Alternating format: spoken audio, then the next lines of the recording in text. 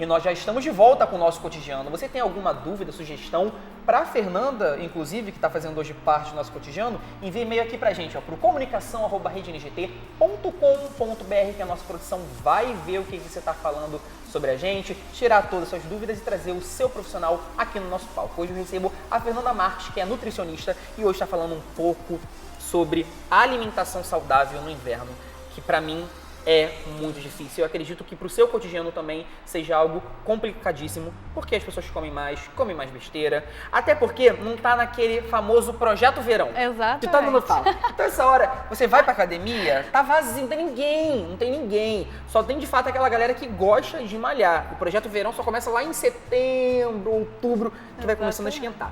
Antes do intervalo comercial, eu estava falando sobre o consumo de bebidas alcoólicas. Ele aumenta, na minha concepção, consideravelmente nessa época do ano. Por quê? Você namora. Sim. Então, você vai sair, né? Você vai sair para algum lugar, você quer beber um vinho, você quer comer um fondue, não é verdade? E o vinho, ele é muito calórico. Eu estava até conversando com a nossa produtora, e a nossa produtora estava falando assim, mas o vinho não tem tanta caloria.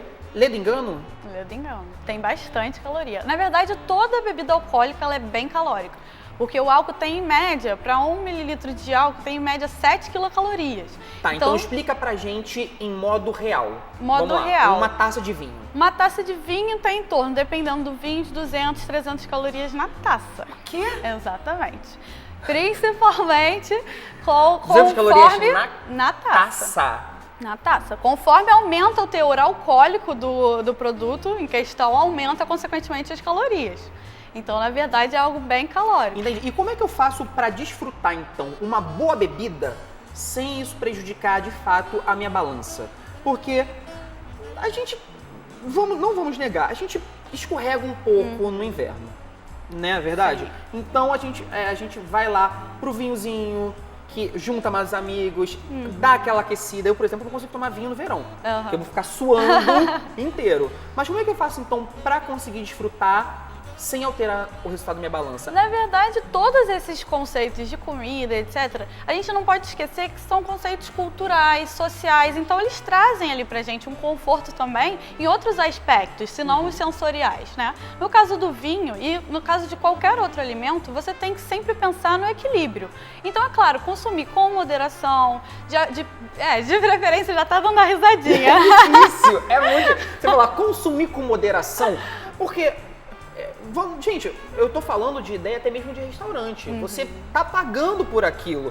Então você, entre aspas, sente a obrigação de beber aquilo. A uva, ela interfere, por exemplo, o tipo de uva, ela vai interferir no valor calórico do vinho ou não? Pouca coisa. Na verdade, a uva é um dos benefícios do vinho. Já tem estudos feitos com a própria uva, de acordo com o suco de uva integral e com o próprio vinho, que tem antocianinas, são riquíssimos antioxidantes, auxiliam nessa questão de radicais livres. Então, assim, já é recomendado para problemas cardiovasculares, entre outros, para prevenção, o consumo de uma taça de vinho por dia. Tá? Só que aí entra essa questão do equilíbrio, porque dificilmente uma pessoa vai conseguir uma taça e parar por ali, né? Exatamente, é por conta mesmo de você não querer só consumir uma taça. Exatamente.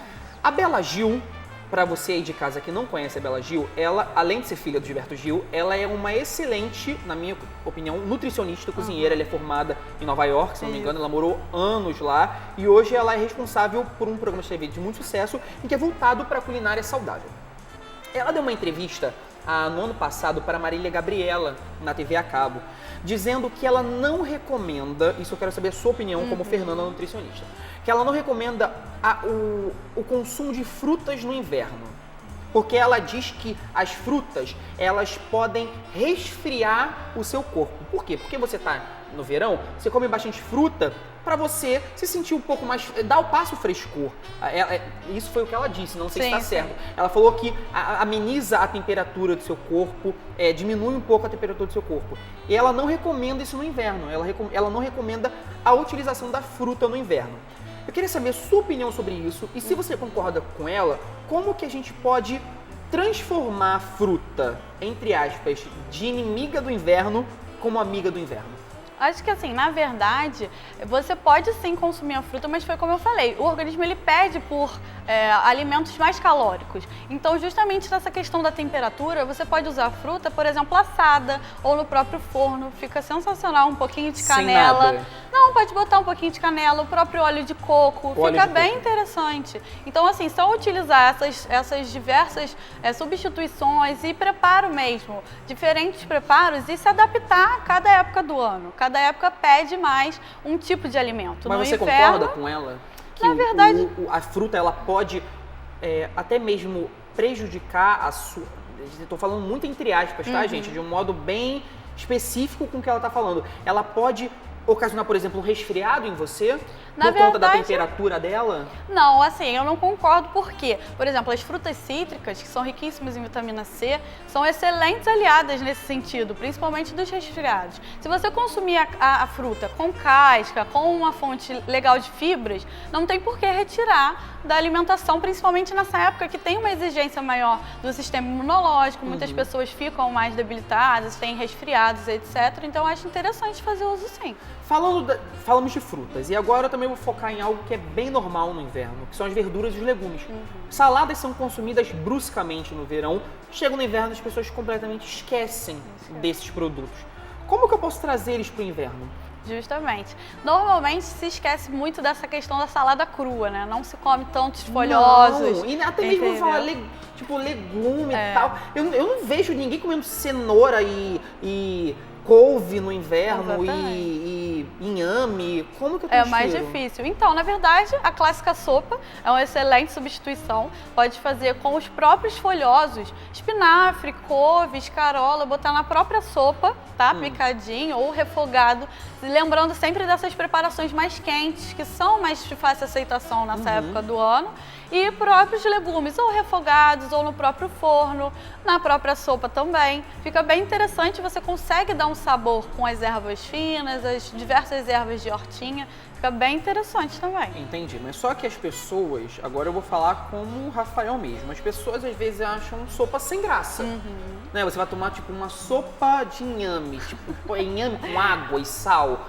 Eu não vou sentir talvez o prazer, e essa talvez seja até mesmo a opinião de quem esteja fazendo parte hoje do nosso cotidiano. Como é que eu faço para incrementar a sopa e ao mesmo tempo não deixar ela calórica? Porque a galera já foca lá, já tá com creme de leite, aí já tá com um pouco de bacon principalmente. Eu já vi sopa que tem mais bacon que sopa. Exatamente. Aí tá com pão, né? Tá com aquelas torradas assim, então a sopa fica com 10.000 calorias. Como é que eu faço para fazer uma sopa leve e gostosa? Você tocou no ponto-chave. Isso é muito importante, porque na verdade, assim, um prato de sopa, se ele for muito incrementado, pode chegar até 1.000 calorias. Então, realmente... praticamente um sanduíche de fast food. Exatamente. Então, tem que tomar esse cuidado. O que você pode fazer... Mas só um minutinho. São 1.000 calorias, mais benéficas do que a do fast food. Com certeza. Mas, por exemplo, se você acrescentar bacon e creme de leite, já não vai ser tão benéfico assim, Entendi. Mas, então, no caso da sopa, você pode fazer essa questão com os temperinhos que eu falei. Isso faz a maior diferença. O que a gente tem que botar na cabeça de todos os pacientes, de todas as pessoas, na verdade, é que você tem como ter uma alimentação saudável e saborosa. Isso é real. Existem diversas faculdades e até mesmo cursos de gastronomia aplicada à nutrição. Então, assim, não precisa fazer esses cursos para saber que acrescentando um alecrim, você já vai dar um sabor melhor. Acrescentando tomilho, essas ervas frescas, secas, você botar até mesmo um pouco de sal, porque não, se não for em excesso, tá? E existem diversas outras questões que a gente pode utilizar, por exemplo, para engrossar a sopa, com a biomassa de banana verde, que é uma novidade, está super em alta, tá? Tem o amido resistente. Você pode até fazer em casa mesmo, é bem prático. Legal. Bem prático. Pode colocar também um pouco do requeijão zero gordura, também dá um gostinho ali diferente e uma cremosidade. Então, assim, são essas substituições que a gente tem que realmente ir observando e não deixar de dar o sabor, porque às vezes as pessoas têm medo de usar essas ervas. Ah, mas eu não sei usar o curry, eu não sei usar o açafrão. Porque perde a mão. Arrisca, é mesmo testando. Então, assim, coloca um pouquinho. Não ficou tão no forte. menos, você pelo menos não vai estar em excesso. Bota bem pouquinho. Ah, não, acho que dá pra botar mais. Vai, sabe, é mesmo nesse sentido de testar. Entendi. Vamos lá. Nós temos sempre a pergunta do dia. E a pergunta do dia eu acho que é clássica. Ah, não quero fazer sopa não, porque eu vi uma no mercado que custa R$2 e já vem pronta. Certo, errado, nunca. Eu sei disso de um vilão chamado sódio, que destrói a gente por dentro. Você recomenda ou não essa sopa pra galera, até mesmo que chega cansada em casa, teve um dia de trabalho exaustivo, ainda vai ter que cortar lá as coisas, demorar 1 hora para fazer a sopa. O custo-benefício, como é que funciona? Vale mais a pena gastar um pouquinho mais de tempo para fazer a sopa, que às vezes não vai ter aquele sabor da sopa de mercado? Ou vamos lá, 3 minutos, ferveu a água, tá pronta a sopa, é mais gostosa, não vamos negar, até mesmo porque eles utilizam até mesmo alguns ingredientes a mais para deixar mais apetitoso. Mas a compensação pode fazer mal ao organismo. Exatamente. Eu não recomendo, porque na verdade é exatamente isso que você falou. Tudo que é muito industrializado, que fica na prateleira muito tempo, a gente tem que desconfiar, porque vai ter conservante, vai ter geralmente alguma coisa, como você falou, para realçar o sabor. Geralmente nessas sopas prontas, principalmente de pozinho, é o glutamato monossódico, então que é totalmente tóxico. O que ele representa na sopa? É a cor? Ele realça o sabor, dá essa questão do salgado mesmo e realça o sabor dos outros ingredientes. Entendi. Só que se você olhar no rótulo, é outro hábito que a gente tem que começar a ter, olhar o rótulo dos alimentos e dos produtos industrializados, você vai perceber que tem muito nome artificial, então você não vai nem saber do que se trata a sopa e vai ter esses espessantes ou até mesmo essas questões de realçar o sabor. Então é melhor, claro, você fazer. Se não quer fazer no dia, faz como eu falo para diversos pacientes. Você chega um dia, por exemplo, um domingo, não está fazendo nada no domingo. Faz um sopão imenso de sopa, um panelão imenso, e divide em porções e congela. Vai ser não prático, vai perder a propriedade do mesmo jeito. Do alimento? É o que eu sempre falo. Perder sempre perde alguma coisa. Mas não tanto, e claro que não vai ser tão maléfico quanto uma sopa pronta, industrializada. Entendi. Então a gente sempre tem que ir pelo menos pior. E sempre pelas substituições. Se dá pra fazer esse panelão, armazenar, ok, faça. Vai ser melhor você consumir uma sopa com um pouco menos de nutrientes do que uma sopa totalmente industrializada. Entendi.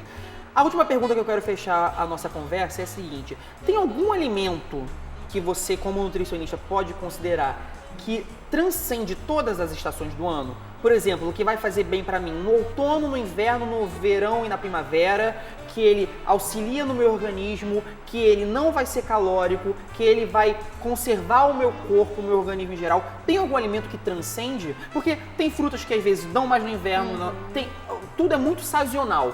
Tem algum alimento que transcende? Acho que assim, o mais importante é você procurar também essa questão das sazonalidades, da estação. Mas um alimento que eu até falei aqui é a própria biomassa de banana verde. Porque na verdade ela pode ser feita com a banana verde, então ela pode não estar na época, e a banana é um alimento, uma fruta que dá muito bem no nosso país. Então vai ter aí ao longo do ano. Sim. E ela pode ser utilizada para preparação doce, preparação salgada, e tem o amido resistente, que é um carboidrato incrível. Então assim, é excelente. Seria uma dica aqui para todos consumirem e tentarem introduzir mesmo no cotidiano. Fê, muito obrigado pelo seu carinho. Hoje eu recebi a Fernanda Marques, nutricionista, aqui no nosso programa, falando sobre alimentação saudável no inverno. A Fernanda, ela vai voltar aqui ao longo dos programas, só que ela vai voltar com um tema diferente. Quem vai escolher, Fernanda, é o pessoal aí de casa, pelo comunicação@redengt.com.br. Diga suas dúvidas, o que você quer saber, que a Fernanda vai voltar aqui nas próximas semanas para tirar as dúvidas aí que fazem parte do seu cotidiano. Fernanda, muito obrigado pelo seu carinho. Você. Telefone, consultório, endereço, e-mail, blog, passa tudo. Então, como a gente estava conversando, eu atendo na Barra, no Meri, na Freguesia, em Jacarepaguá. E podem me achar pelas redes sociais, é nutricionista Fernanda Marques em todas as redes sociais. E telefone 21 96907 0440. Perfeito. Muito obrigado pelo seu carinho. Obrigada a você. Quero você de volta aqui. E até amanhã. Fica a programação da NGT. Tchau.